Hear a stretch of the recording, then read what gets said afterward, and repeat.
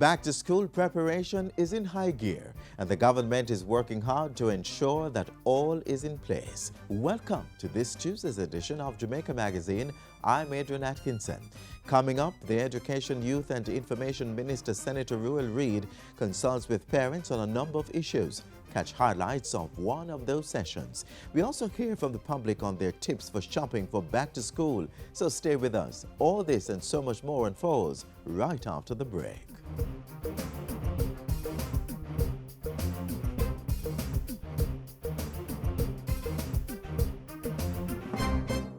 We have championed e-learning in Jamaica, provided state-of-the-art technology in over 200 educational institutions, developed materials for CSEC, piloted the Tablets in Schools project in 38 schools, including infant and primary, and trained thousands of teachers in technology integration. We are e-Learning Jamaica Company Limited, ELJAM, an agency of the Ministry of Science, Energy and Technology. Visit our website, www.elearnja.org.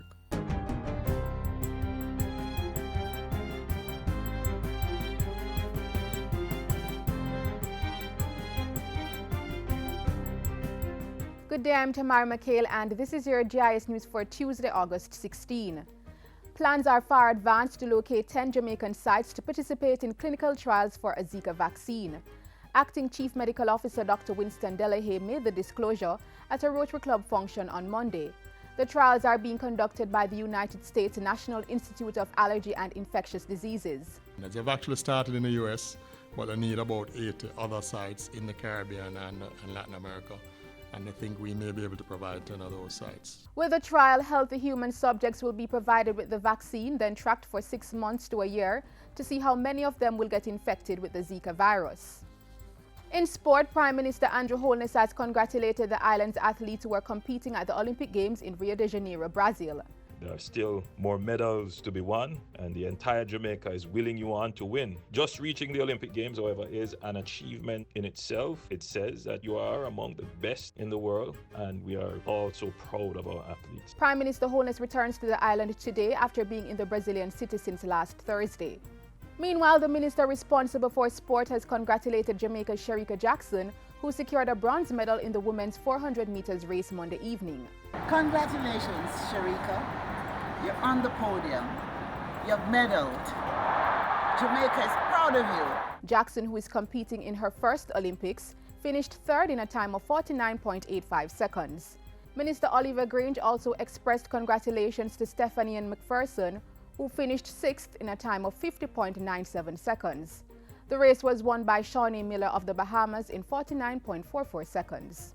In other news, Agriculture and Fisheries Minister Carl Samuda has given instructions for the creation of a rotation equipment pool. With the pool, small farmers will be able to access industrialized equipment through the Rural Agricultural Development Authority and the Jamaica Agricultural Society. To distribute among certain areas of the country in need of equipment to move them forward in a more productive way. The Agriculture Minister says the equipment will be assigned a designated driver for accountability. So whatever we do, we are going to monitor it very carefully, and we're going to establish a maintenance unit to ensure that it don't break down, because we don't want to frustrate the farmers. An $18.29 million project is expected to significantly reduce the island's dependence on imported Irish potato.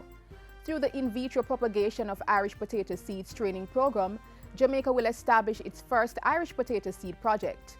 Under the initiative, the labs at the Scientific Research Council, Borders Research Station, and the Northern Caribbean University will be provided with additional equipment and specialized training for technologists. With the equipment and the reagents provided, these 3 labs will have the capacity to produce in 1 year 800,000 plantlets capable of producing 4.8 million microtubers. If imported, these microtubers would cost US $2.4 million, and these would be from 5th and 6th generation seeds. If produced locally, the 4.8 million microtubers would cost $1.4 million, a saving of $1 million US. The Jamaica Social Investment Fund's Managing Director Omar Sweeney was speaking at the project's launch on Monday. JCIF is spearheading the project with funds provided by the World Bank through its Rural Economic Development Initiative READY program. Mr. Sweeney expressed the hope that the Irish Potato Seeds program would mushroom into the island, exporting to CARICOM. And finally, Jamaican songwriters and composers have been urged to improve their skills in order to maximize earnings from their creative work. Culture and Entertainment Minister Oliver Grange made the call recently, pointing out that while the Jamaican music industry was estimated at $130 million, worldwide sale of records was $4 billion. So there is room for growth and for us to get a bigger slice of the pie. This is why I've made it my mission to build sustainable prosperity for our people by growing our cultural and creative industries, including our music industry. Minister Grange delivered a pre-recorded message to Friday's Music Writers Workshop held at the Edna Manley College of the Visual and Performing Arts. The workshop was hosted by the Jamaican Copyright Licensing Agency JamCopy and the Jamaica Association of Composers, Authors and Publishers, JCAP. And that's it for JIS News today. I'm Tamara McHale. Thank you for watching.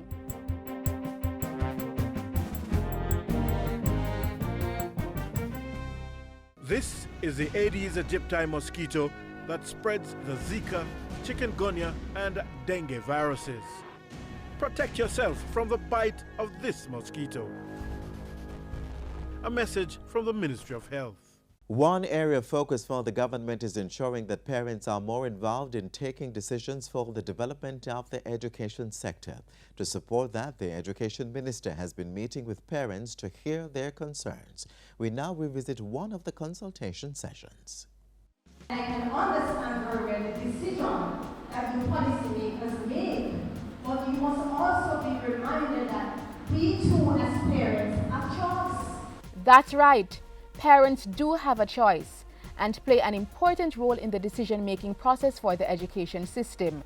It's for this reason and more that the Minister of Education, Youth and Information, Senator Ruel Reid, has been carrying out various consultative sessions with parents, engaging them on the way forward.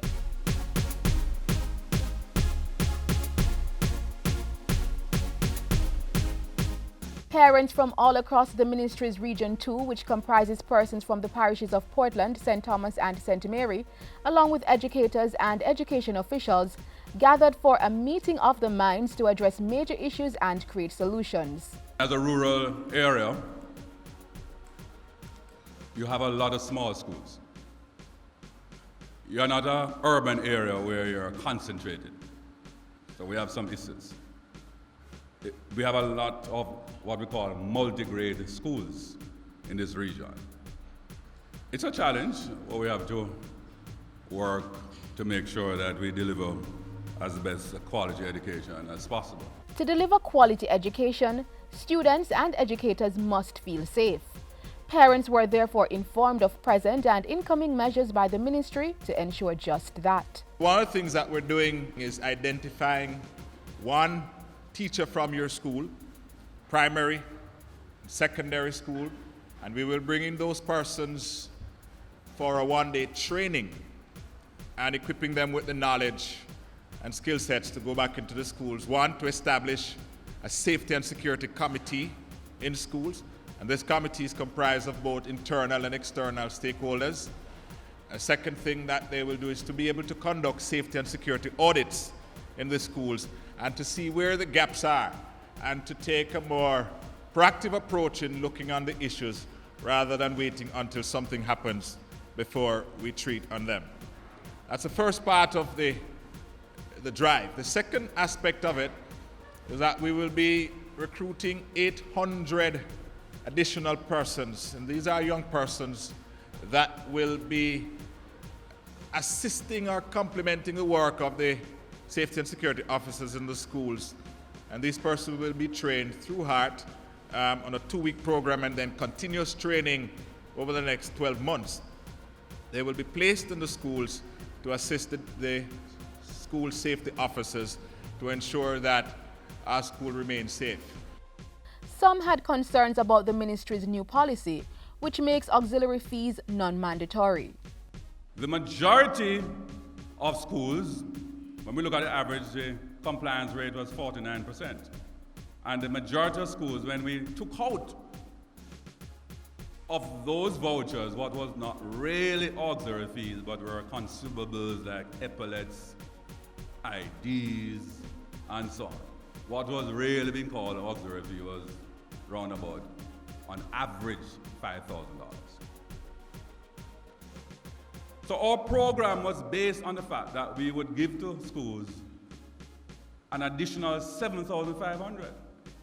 And we have indicated a formula.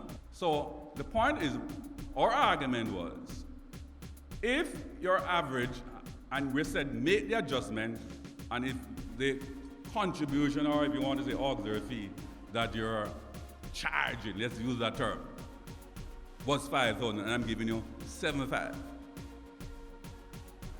Do the math. It would cancel out. In fact, you'd end up in a surplus position. Parents called on the minister to similarly explain other matters. Like this one is this. That children who are in discipline. After care management, that feels what next? We would have to work with our intervention program to take those kids into a program to rehabilitate them or put them in some other program. The primary school has a lot of needs. What is it you're going to do for us? The amount of primary schools that are getting upgrading as we speak, including Orange Bay Primary, that I'm sure you might have heard, we just added perimeter fencing and 2 state-of-the-art classrooms. Way to Bid Primary got $10 million upgrade. Warsaw Primary is on the way with their improvement and expansion. And I could go on and on. So I don't want you to think that the primary system is being left out. We would like to ask for some help with the fencing of the school. The school is open, so people come in and out as they like, and moms and so as well. So we have a PTA body are planning our fundraising event to be a part of it. So if you could get some help from you, sir, we will highly accept it. We will match what you raise. Definitely a wonderful reason to applaud. Fruitful discussions. Parents and educators happy. Resolution solidified as government and its partners chart the way forward. Let's keep the conversation going.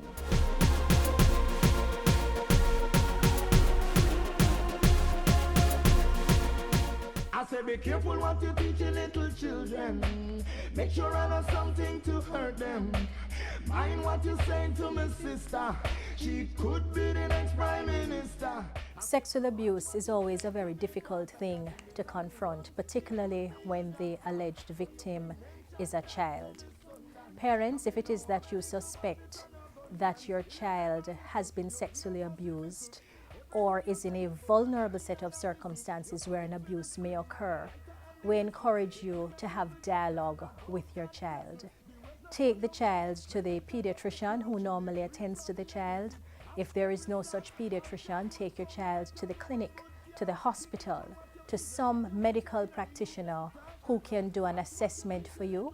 It's very important as well that we don't just look at the physical side, but we also seek to find the kind of psychosocial support that a child may need. Does the child need a session with a counselor? Does the child need to speak with a pastor who is used to dealing with these issues? Does the child need to get that ongoing psychological support to assist with the healing process and also to assist the child in becoming strong enough, as it were, to deal with the various processes that will follow once it is that you suspect an abuse has occurred? If it is that the child actually discloses when you engage the child in discussion that, yes, mommy and daddy, I was abused, we encourage you to entertain the child, to listen to what the child has to say to you, and to take it very seriously. So we really urge you to have those discussions and to seek guidance in terms of, do I speak to the police about this, which we always say you have to, because once a child has been sexually abused, it's a criminal matter, and it means that once at all possible, the child should be assisted to go through the processes so that the perpetrator can in fact be held accountable. Support your child and let them understand in very clear terms that they are not the cause or the reason for this abuse having been perpetrated. But the most important element is to support them, get them access to the services that they need, and give them a chance to have you give them that listening ear.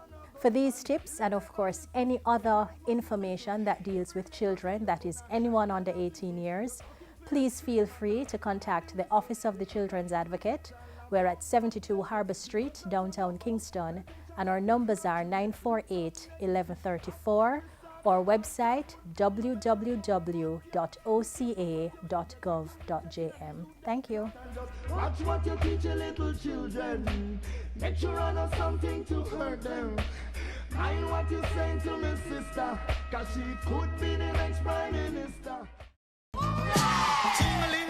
School bell ring and it's back to school again. If you still haven't gotten all your child's textbooks or want to help others with theirs, the JIS Book Exchange program remains open. Donate, exchange, or share textbooks that you no longer need, whether they are new or used. For infant, primary, high, or even university students, exchange or share your books. Pass them on to those that need them. Drop them off at GIS's head office on 58A Halfway Tree Road, or email pr@gis.gov.jm to make arrangements for drop-off. For further information, contact the Public Relations and Marketing Department at 9291919 or 926359024. Join the mission and be a part of the JIS Book Exchange Initiative. You've got to start at ABC. Shopping for back to school can be both tiresome and tedious. How do you parents do it? Well, if you're struggling, our friends out the road have some tips.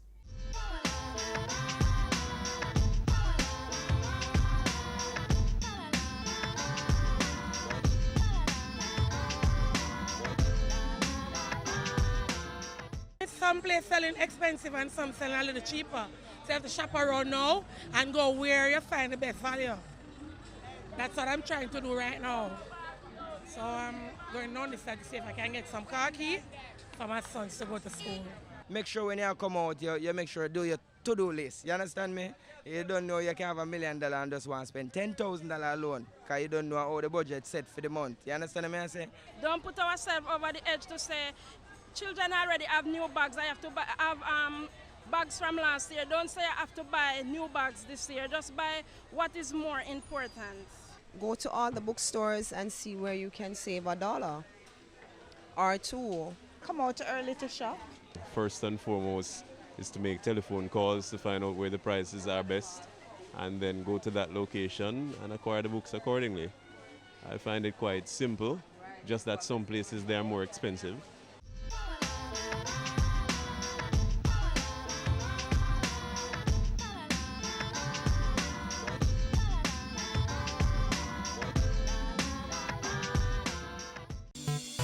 The Ministry of Education, Youth and Information is committed to ensuring that every Jamaican child has the best learning environment to thrive and needs your cooperation to make the education system work successfully. What are the school's voluntary contributions for? Co-curricular and sports activities and school development. What amount are parents to contribute? Your contributions are voluntary and the amount depends on the type of programs being offered by the school. If my child is being denied access to school, can I complain to the ministry? Yes. You can call or visit any of the Ministry of Education, Youth and Information's 6 regional offices or send an email to complaints@moey.gov.jm. What support is there for PATH students? PATH students are not expected to make contributions and are to be provided with 5 days free lunch as of this year. Parents and guardians, do continue to make your voluntary financial contributions to your children's school. The institutions need your assistance for their school development and sporting activities. Remember, every child can learn. Every child must learn.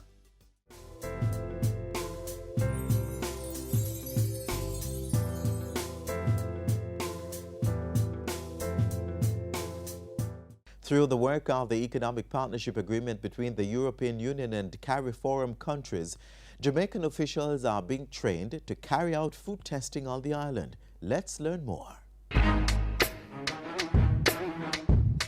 Over the past few years, the European Union, the EU, has been a key partner in promoting Jamaica's development agenda by facilitating increased export competitiveness and food safety and security. The Economic Partnership Agreement (EPA) capacity building project is one of the tools being used by the European Union, EU, and Government of Jamaica to improve and build infrastructure that supports our export industry.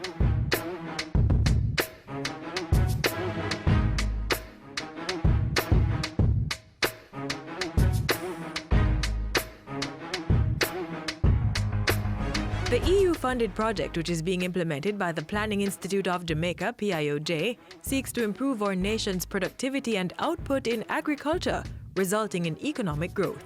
The LEPA agreement, Economic Partnership Agreement, was signed in 2008. All the members of CARIFORUM and as well as the 28 member states of the European Union. It's a trade, but it's also a development agreement. It also foresaw the idea of getting support from the European Union to the different CARIFORUM countries to export and have access to the European market.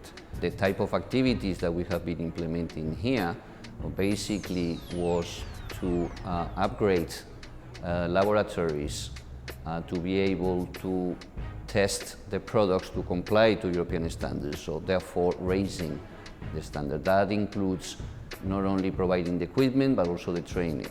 Result number 1 of the project: increased capacity for product testing and certification for compliance with international standards has been achieved. This means that a number of public sector food testing laboratories have undergone the accreditation process and are now ISO 17025 accredited. To be ISO 17025 accredited means that tests of Jamaican foods being exported to other countries by ISO 17025 laboratories will be readily accepted at ports of entries worldwide and will not be subject to delays that can adversely affect the quality of the produce. The laboratories that have benefited from the accreditation process include the Microbiology and Chemistry Laboratories at the Bureau of Standards Jamaica, the BSJ, Microbiology, Residue Testing and Parasitological Laboratories at the Veterinary Services Division of the Ministry of Industry, Commerce, Agriculture and Fisheries, MICAF, Pesticide Research Laboratory of the Chemistry Department at the University of the West Indies, MONA, Plant Pathology Laboratory of the Plant Protection Unit, MICAF, and the Plant Virology Laboratory at the Plant Protection Unit at the Ministry. We received a lot of renovations. So our lab was actually split, walls done, cupboards, tiles, everything was done to meet more international standards. Then at the front of our building, we had 2 new rooms being made. One for a submission room where we'd meet our clients before they'd come straight into the building. And as a quarantine building, that was actually a big no-no. During 2014, we received 7 pieces of equipment valued at over 30 million Jamaican dollars. These were used to strengthen our quality system and help assist us towards having the labs accredited. The Pesticide Research Laboratory has received assistance in the form of refurbishment of the laboratory, training of the laboratory staff, as well as analytical equipment and related supplies. One of the basic piece of equipment we got was a LCMS, valued at about 350,000 euros. We have also had an incinerator, we've had water softener, we've had an oven dryer, and we also had several training opportunities for staff abroad. The Plant Quarantine Plant Produce Inspection Branch at MICAF has also benefited from the EPA project. EPA is pivotal in our safeguarding effort because there are times when we intercept things that are imported that have pests on them. These must be destroyed. And so the incinerator that we are getting through the EPA is going to play that very special role. The long-term impact is pretty much one that will now allow us to conduct the relevant tests in compliance with the markets that we're trying to access so that our farmers, our processors, our producers can export their products and have them tested at the level where we are satisfied that we can compete with any developed country in the world. They have allowed us to make the test methods complete in a shorter time. They have allowed us to automate test methods, and they have allowed us to meet turnaround times in a more satisfactory manner for our clients. But that's not all. Another important result of the project is increased awareness of international standards and technical requirements in the public sector.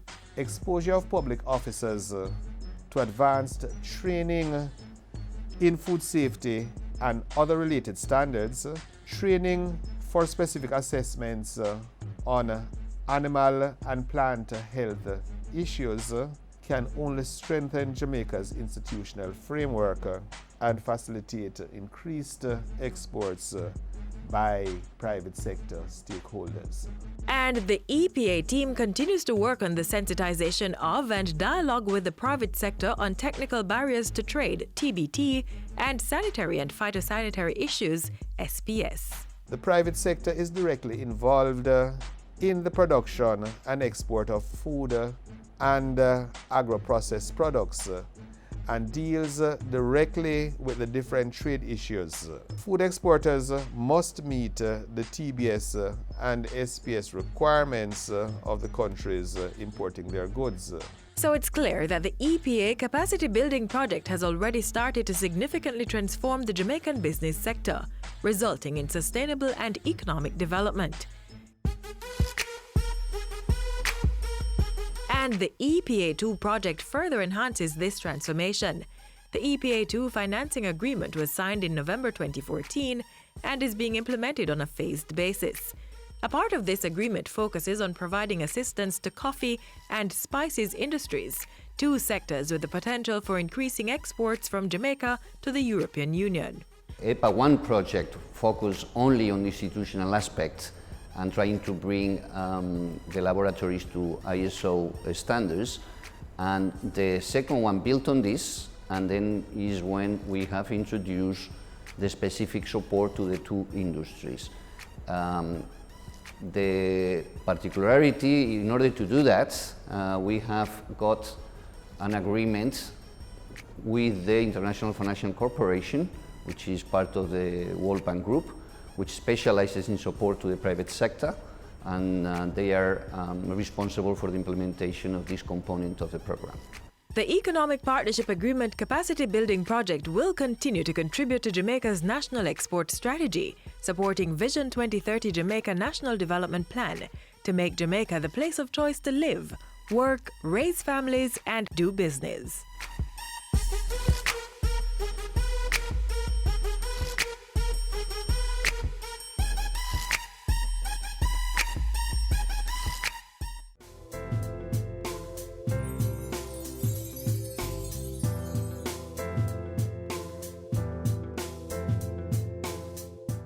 That's how we close the pages of today's Jamaica Magazine.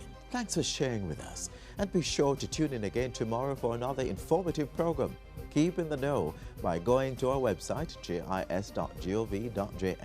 And if you have comments or queries, do send an email to jamaicamagazine@jis.gov.jm. You can also check us out on Facebook, Instagram, and Twitter. I am Adrian Atkinson, and on behalf of the JIS production crew, see you next time.